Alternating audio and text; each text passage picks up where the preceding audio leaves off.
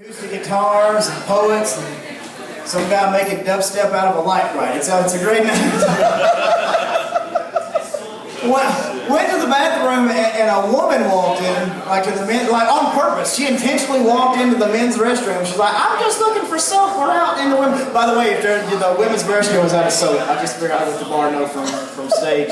She walks in and I was like, that doesn't work the other way. If the men's restroom was out of soap, men are not allowed to just walk into the women's restroom one and I was like, yeah, we gotta get some soap. Also, no man would give a shit that we ran out of soap. He would just we just walk our nasty asses around. We could try to do this without killing anybody.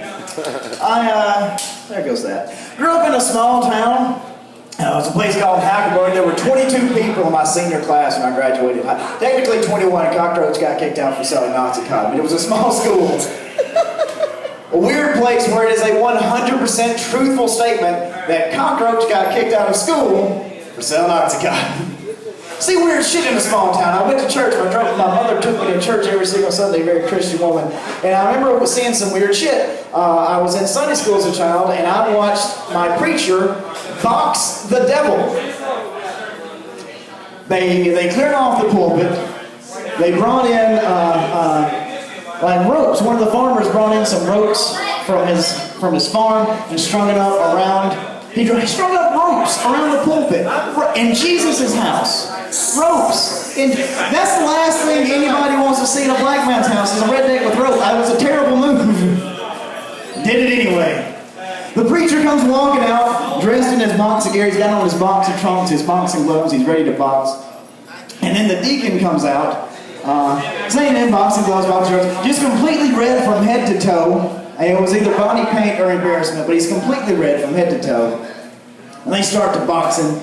The preacher comes at him with some Bible verses. He's like, I'm gonna hit you with John 3:16, and then an uppercut with another one. I don't know. It's been a long time. 2 Corinthians, I guess. I don't know.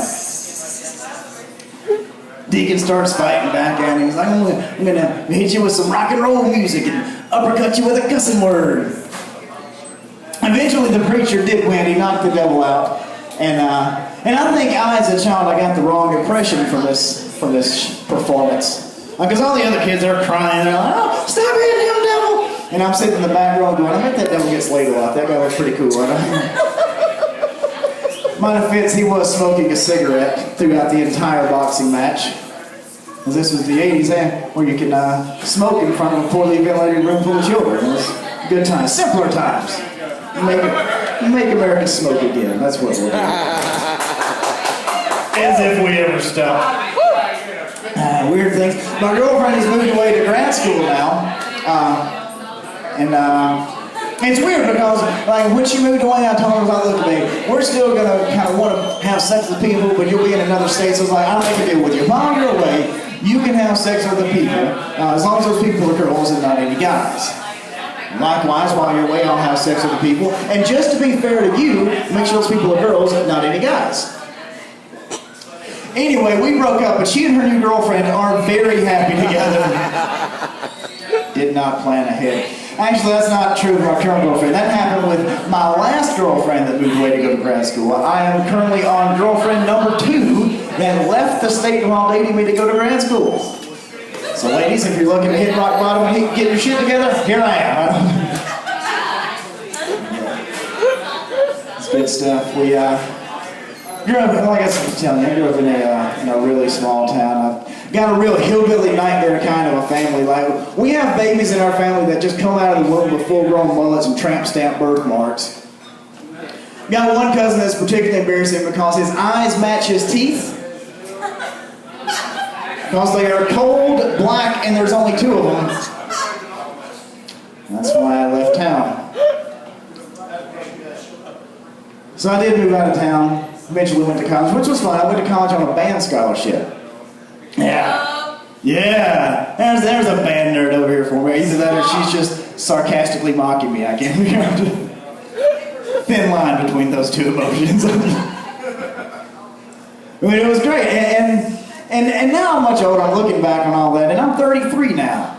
And I still like to fuck, but it's a lot different in 33 than it is. Like, fucking in your early 30s is a lot different than it is in your early 20s. Like, back then, I wanted to fuck everybody. And now that sounds exhausting. I don't do not want to do that. When I invite you over for Netflix and chill, that's not code, that's what the fuck I want to do. Weird shit. It's different back then though, right? Like, I was a horny bender. Like that's what you do in college, right? I remember I played trombone, so I was sitting in the back, and like up front there was a clarinet player, really into him, and she would turn around like during band practice, and she'd just turn around, look at him, and just start like licking her reed, like she's sucking a dick. Never been more turned on in my life. It's also a good life lesson on the proper lubrication, because you got to keep your weed red, so that's good. Learned that lesson. That was good. I was leaving band practice one day, and I heard a girl behind me say, "Do y'all want to see my booty dance?" And of course I did. So I turned around, and I'm walking backwards watching her do this. What would later become known as twerking. We didn't have that word back then, I'm old. But I was watching her do this, and I'm walking backwards, and I walked right into a campus police officer. He looks at me and goes, "Do you know that girl?" And I said, "Not yet." The confidence you have when you're that age. And I just walked to the cafeteria and got pizza. I didn't even talk to her in that moment. Didn't even catcall her. Because at that time, I didn't even realize that was a fucking thing. I did not realize catcalling even fucking existed. That entire concept was foreign to me. Had no idea. I didn't learn about that until I was like 28. I was at a party, and one of my friends, she's like, "I gotta go get some stuff out of my car. Tom, will you walk with me?" I was like, "What? Walk with you? We can see your car from the couch. What the fuck are you talking about? You're just across the street. You just go."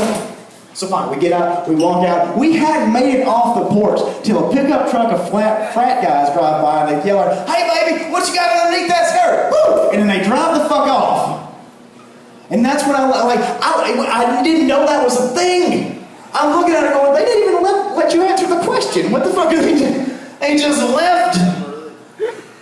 Like, I've said vulgar things to women, but it was not a rhetorical question. I was asking.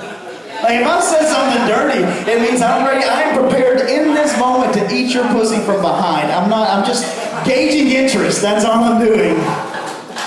And if it's declined, that's fine. I'll tip my hat like a gentleman and walk away. That's okay. Weird shit. Didn't date a girl, I told you I was dating a girl in grad school, and she was like a complete perfectionist, the type of person that has like a 4.0 from kindergarten all the way through grad school, right?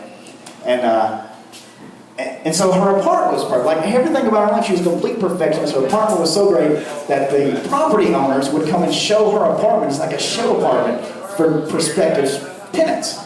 Remember one day we'd skip class to fuck. And I got her, she was real kiki, right? So she was in all the bondage and shit. And so I got her tied to a chair. She's just wearing ball gags and nipple clamps. And I've got a whip and I'm just whipping her. She's loving it. And then suddenly there's a knock on the front door. And she said, "Oh my God, they're here to show my apartment."